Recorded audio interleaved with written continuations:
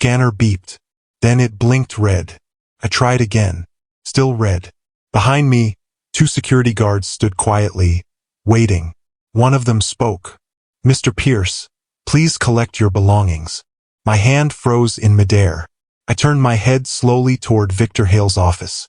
He was behind the glass, grinning. "Your role's been made redundant," he said, voice smooth. "HR will walk you out." 2 days before launch. Everyone in the lab looked up. Their eyes moved from me to the covered prototype on the central table. HaloLink. My invention. My work. My life.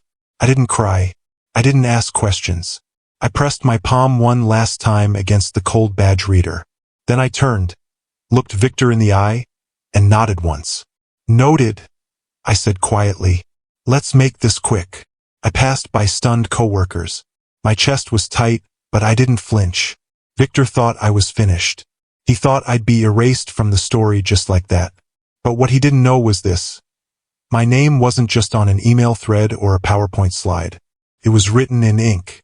On the patent. I carried a cardboard box through the hallway I had worked in for years. Posters on the walls flashed HaloLink, a Victor Hale initiative. My jaw tightened, but I kept walking. I wouldn't let him see me break. "My name is Lauren Pierce," I whispered. "And my name is also on that patent. Not his, mine." Outside the building, I took out my phone and typed one line to my lawyer. "It happened. Proceed." That's all it took. Everything was already prepared, documents, logs, backups. I had filed the provisional patent a year ago. Victor thought I was just an engineer, but I'd learned early that smart people protect their work. He started small, took credit during meetings, claimed we built it together. Then suddenly it was his initiative. I didn't stop him. I kept my smile polite. I stayed quiet, but I documented everything. He didn't know I had trusted my instincts from day one. He didn't know I had prepared for this exact moment. He may have fired me from the company, but he couldn't fire me from the truth. 3 years ago, I was soldering wires in my kitchen. The table wobbled. My thumb was burned. I was hungry and tired, but I didn't stop. I was trying to fix a problem in medical wearables. Wireless signals were slow and unreliable. In hospitals, every second mattered. Lives were on the line. I came up with a new way to make real-time wireless connections work, even in tough conditions. I called it HaloLink. Kept patients in the loop, literally. Always connected. Back then, I was alone. No team. No fancy tools. Just an idea and a lot of late nights. Victor wasn't even around. He joined the company later. When he first came into the lab, he acted impressed. He watched me work and said things like, "You're my brightest star." I believed him for a while, but I should have known. Stars only shine until someone else wants the spotlight. He asked questions, gave suggestions, then started calling the project ours. At first, I didn't say a word, but I never stopped writing everything down, and I never stopped building. The first time Victor hinted at taking credit, we were at a company lunch. He leaned in and said, "Lauren, we should probably co-list ourselves on the project, just to show unity." I smiled like I didn't care. "Sure," I said. "I'll think about it." But that night I didn't sleep. Instead, I opened my logbooks, dated every page, scanned every drawing, and photographed each test. Then I submitted a provisional patent under my name. I sent everything to my lawyer with one short message. Trust, but notarize. Next morning, Victor smiled at me and said, "Thanks for being a team player." I smiled right back. Always am. But inside, I had already taken the step that mattered most. Victor thought flattery could make me hand over my work. He didn't know I had been preparing for this moment for months. I knew what was coming. Maybe not when, maybe not how, but it was clear. This wasn't a surprise. It was a plan. And I was ready. 2 weeks before launch, I noticed something strange in the final slide deck. My name was gone. Under the team section, instead of lead engineer, Lauren Pierce, it now said Product Ops Team. I printed out the slide and walked into Victor's office. He didn't even look up. "We're moving toward a more team-centered message," he said. No individual names. I stared at him. Sure, less about individuals, more about integrity. He gave a short laugh, not understanding the meaning. That night, I forwarded every email related to the project to my personal archive. I made copies of all version history documents. I even backed up chat logs and saved the first proposal, my proposal. He thought it would end with my name being quietly replaced. But I wasn't quietly walking away. He didn't realize every move he made was already in a file. Backed up, time-stamped, secure. He could control the launch slides, but not the truth. And soon, the truth would speak for itself. HR called me in the next morning. They sat me down in a small, gray room. The expressions on their faces were fake sad, like they had practiced them. Lauren, the company is going through some restructuring. One of them began. I raised an eyebrow. 2 days before product launch? They hesitated. Then one of them pushed a document toward me. It was a severance package. If you sign this, the woman said, we can make the transition smooth for you. I picked up the packet and skimmed the fine print. There it was, non-compete, broad NDA, zero mention of the patent. They were trying to silence me. I set the papers down. Email me the documents, I said, standing up. They blinked in surprise. I didn't raise my voice. I didn't show emotion. I just walked out. Never sign anything in shock. Ever. That rule had been drilled into me by my mentor. Victor thought he could replace me, then bury me under a contract. But I wasn't just an employee. I was the inventor. And if he wanted to play legal games, then fine. I knew the rules too, and I was ready to use them. That night, I opened my laptop and pulled up a contract I'd saved months ago. It was the assignment agreement I had signed when we started HaloLink. Most engineers sign away all their rights the moment they join a company. But I had added a small clause, something Victor had approved without reading too closely. I found it. Ownership transfers only upon milestone acceptance by the board. I stared at that line for a while. Launch was 2 days away, but the final milestone? Still pending board approval. That meant something huge. The invention didn't belong to the company yet. Legally, the patent was still mine. I leaned back in my chair and let out a slow breath. Victor thought he had pushed me out and sealed the deal. But the truth was, he moved too soon. I closed my laptop and whispered into the silence of my apartment, "Your move, Victor." I didn't need to scream or post anything online. I just needed to let the facts do the talking. And they would soon. The next morning, I wrote a letter. It was addressed to the board secretary. Formal. Clean. No emotions. Just facts. I attached every document. Dates of creation, pictures of the prototype, scanned lab notes, and the official receipt from my provisional patent filing. At the bottom, I wrote one short paragraph. To protect the company from potential willful infringement, please confirm inventor status before public launch. Then I hit send. 5 minutes later, a reply came in. Received. Will circulate internally. That was all I needed. No drama. No threats. No noise. Just a paper trail. Victor was good at pretending things were under control. He liked standing on stage, smiling for cameras, acting like he built everything. But the one thing he couldn't fake was a signature on a patent. That morning, while he practiced his keynote speech and gave interviews, I had already pulled the first thread. It wouldn't be long before the fabric started to unravel. And this time, I didn't need to lift a finger. The truth was already moving. Later that day, I drove to the bank. It was a quiet building with cold stone walls and shiny floors. I walked up to the front desk and signed in for my safety deposit box. Inside the vault, the air was still and cold. I pulled out a small black folder from my backpack and placed it carefully inside the metal drawer. Inside the folder were copies of everything. My lab notebook, time-stamped photos, the notarized declaration of invention. I shut the box and locked it tight. Then I stood there for a moment, breathing in the silence. It was the first time in days I felt calm. Victor thought firing me meant he had won. But he didn't understand what he had actually done. He hadn't ended anything. He had freed me. No more games. No more fake meetings. No more lies. I walked out of that bank not just with peace of mind, but with control. Everything that mattered was safe. Now all I had to do was wait. The next morning, my phone rang. It was a woman from the TechFront conference, where the product was being launched. "We're finalizing the printed programs," she said politely. "Can you confirm the inventor name listed on the patent?" I smiled. "It's listed under Pierce L. at the USPTO," I replied. She paused. "Thank you. We'll verify that with the company." "Of course," I said. Then I hung up. That was the spark. Now someone outside the company knew. Someone official. Someone who would ask questions. I could picture it already. Someone on Victor's team scrambling to explain. How did the patent list me and not him? How could the keynote speaker not be the actual inventor? I didn't need to be there in person. The paperwork was doing the work for me. Victor was getting ready to stand on stage.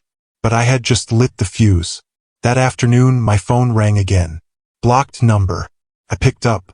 Victor's voice came through, cold and sharp. "You're spreading misinformation." I stayed calm. "I'm quoting government records." "You're making this difficult for everyone," he snapped. "You'll regret this, Lauren." I paused for a beat, then replied, "Only if you spell my name wrong again." Then I hung up. I stared at the phone for a second. He sounded nervous, rushed. He knew something had shifted. He always thought I was the quiet type, the kind who builds and fixes and doesn't push back. He was half right. I was quiet, but I wasn't stupid. He had pushed too far this time, tried too hard to take what wasn't his. And now, he was feeling the pressure. And it was only just beginning. That evening, I got 2 messages back to back. The first was from someone in legal, a paralegal I used to eat lunch with. Just one sentence. "Audit asked about the patent listing. You made waves." I sent her a thumbs-up emoji. Then came a second message, this one from my lawyer. "Your non-provisional just converted. Status goes public tomorrow." I stared at that message for a long time. Tomorrow. The same day Victor was scheduled to rehearse the investor launch presentation. He'd be standing there, smiling, shaking hands, telling everyone HaloLink was his. But while he practiced his fake story, mine was becoming a public record. Patent number 1176389. Inventor L. Pierce. Victor couldn't stop that. Not even if he tried. Once it was published, it would be locked in forever. He could delete my name from slides, but not from the U.S. Patent and Trademark Office. I leaned back in my chair and smiled. Tomorrow was going to be fun. I couldn't help myself. The next morning, I went back to the building, not inside, just outside the big glass window near the main conference room. Victor stood at the front of the room, holding a clicker, walking through his slides. He stumbled a little on my transitions. The words didn't flow right from his mouth. Investors sat around the table, polite but uninterested. Then I saw it. One of the board directors entered the room early. He wasn't supposed to be there yet. He whispered something to the person beside him. I watched the other man frown. Then I read his lips. "Why isn't the inventor here?" My heart slowed. That was it. That was the question I'd been waiting for. It meant they were noticing. They were wondering. And now that doubt had entered the room, it would spread like wildfire. Victor might be the one holding the clicker, but I was the one holding the truth. At 8 p.m. that night, my laptop buzzed with a video call. It was the company's general counsel. He looked tired, serious, but not angry. "Lauren," he said, "were you terminated this morning?" "Yes," I replied simply. He let out a sigh and rubbed his forehead. "Then we may have a problem." He clicked something off-screen and brought up a file on his end. "The patent lists you as the sole inventor." "I know," I said. He didn't speak for a moment. Then he nodded slowly. "Okay, don't attend the launch tomorrow, but stay reachable." I didn't smile. I didn't celebrate. I just said, "Understood." That was all part of the plan. Victor had made this personal. But I wasn't here for revenge. I was here for justice and the truth. And now the company finally knew something was wrong. The launch was tomorrow, but things were already coming apart. The next morning, I got another email from HR. Final notice. The subject line read. Inside, the message said I had 24 hours to sign the severance agreement, or I'd lose the offer. I hit reply. Per legal advice, I decline to sign while ownership questions remain. 10 minutes later, I got the real message I was waiting for. A ping from the USPTO alert system. Patent 1176389. Inventor L. Pierce. Status. Published. I stared at the screen, letting it sink in. This wasn't just a document now. It was public record. Irreversible. Anyone who searched the tech would see my name. Not Victor's. Not the company's. Mine. It was official. It was final. And it was timed perfectly. Just as Victor was stepping into the biggest day of his career. Now the clock had struck 12. That afternoon, I sat in my old professor's kitchen. She had mentored me during grad school. She taught me to document everything and never rely on trust alone. She poured me tea and listened as I explained what had happened. When I told her I filed months ahead of Victor, she laughed softly. Clever boy. I learned from the best, I said. She got up and pulled a business card from a drawer. Board audit chair, she said. Call him before the sharks do. I took the card and stared at it. Clean, simple, and very powerful. She gave me a knowing look. Don't fight through the front door, she said. Go straight to the vault. I nodded. It's time. This wasn't about fighting dirty. It was about using the truth correctly in the right place with the right people. Victor had played his game. Now I was playing mine. I sat on my couch and dialed the number on the card. He answered after the second ring. Audit office. Hi. My name is Lauren Pierce. I believe you've been forwarded a report regarding patent ownership on HaloLink. He didn't say anything for 8 straight minutes. Just listened. When I was done, he asked, Can you verify the milestone clause in the contract? I emailed him the PDF before the call even ended. 10 minutes later, I got a reply. Thank you. Do not speak to press. That was fine by me. I didn't need headlines. I had paperwork, proof, dates, signatures, and now I had the board's attention. Victor thought he could steal the launch without anyone noticing. But they were noticing. He was about to learn what it felt like to be watched from above. Not by investors, by people who actually read the fine print. That night, Victor hosted a private dinner for his investors. It was fancy suits, speeches, champagne. Photos started popping up on social media. I watched from my couch. One post had a picture of Victor holding a glass.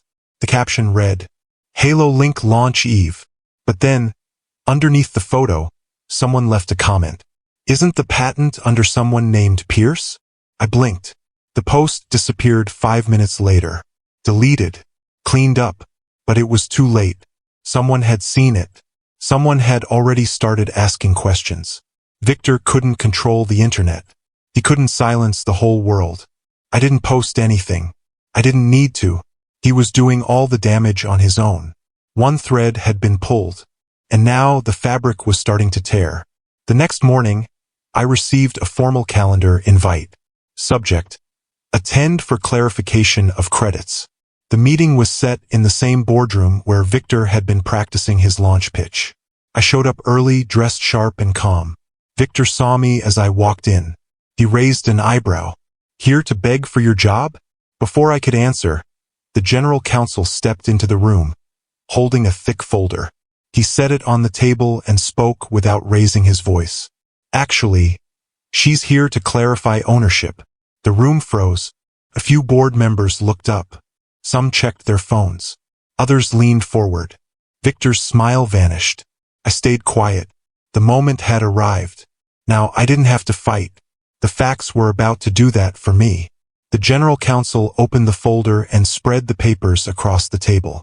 Patent 1176389, he said clearly. Filed under Ms. Pierce's name. Milestone approval not met. Therefore, ownership remains with the inventor. The room went silent. Any continued use of this tech constitutes willful infringement, he added. Victor looked pale. That's impossible. The GC turned to me. Ms. Pierce, You said you filed after internal prototypes? Yes, and with written notice, I said. He nodded. That was it. No anger. No raised voices. Just truth. Clean and sharp. Victor's silence said more than his words ever could. He had been caught. Not by a whistleblower. Not by a leak. By a paper trail. By the truth he tried to bury. The audit chair stood up. To protect the company from legal risk, he said, we are halting the launch pending verification of ownership. Victor's face drained of color. You can't do this. We're 2 hours from broadcast. General counsel stayed calm. We just did. Phones lit up around the room. People stepped out. Investors made quick calls. The entire energy shifted. I sat still, hands folded. Victor turned toward me, eyes wild. You planned this. I didn't answer. He wasn't worth my breath. The board members weren't looking at me like a problem anymore. They were looking at me like a solution, like someone they should have listened to from the start. The room that had once erased my name was now full of people trying to remember it. And not just remember it, respect it. What came next was worse than I expected for Victor. The audit team pulled files from the company's HR system. Patterns emerged. 3 past female engineers. 3 high-profile product launches. 3 inventors suddenly reassigned or let go just before credits were finalized. Every case was closed, buried under restructuring. But not anymore. This is a pattern, the audit chair said. And it ends here. The board members nodded in silence. Then the words came down. Effective immediately. Mr. Hale is suspended pending termination review. Victor looked like he'd been punched. No speech. No excuses. Just silence. I didn't smile. I didn't need to. This wasn't revenge. It was truth uncovered. He'd tried to bury me, and ended up digging his own grave. After the meeting, General Counsel asked to speak with me privately. He closed the door behind us and said, we'd like to reinstate you as project head. Full leadership, starting today. I shook my head. I'd prefer a royalty deal, I said. And an IP carve-out. He raised an eyebrow. That's unexpected. I'm not looking to stay, I said. Just to own what's mine, and license what's fair. He leaned back in his chair. Honestly, that's brilliant. I nodded once. I've been called worse. He smiled slightly. We'll have legal draft it. You'll be compensated well. It wasn't about money, not entirely. It was about ownership, autonomy, control. Victor had tried to take the spotlight. I had no interest in standing in it. I just wanted what I built to be mine. Officially and forever.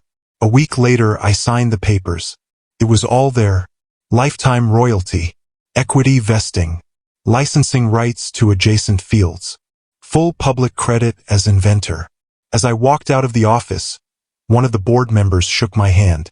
Victor won't recover from this, he said. I looked him in the eye. He shouldn't have underestimated the engineer who reads the fine print. He laughed softly. I didn't, because I meant every word. Victor thought he was the closer, the star. But stars burn out. Builders endure. And this builder just signed the receipts. I returned to the building one last time. Not for work, but to pack up the rest of my personal tools. The lab felt quiet, hollow. No launch banners, no cameras, just silence and dust. I took my old soldering iron, a few books, and one small HaloLink prototype I had kept at my desk. Then I walked to Victor's old office. His nameplate was gone. I placed my badge on the desk, pressed it down once, then left it there. Before leaving, I whispered, arrogance built this downfall.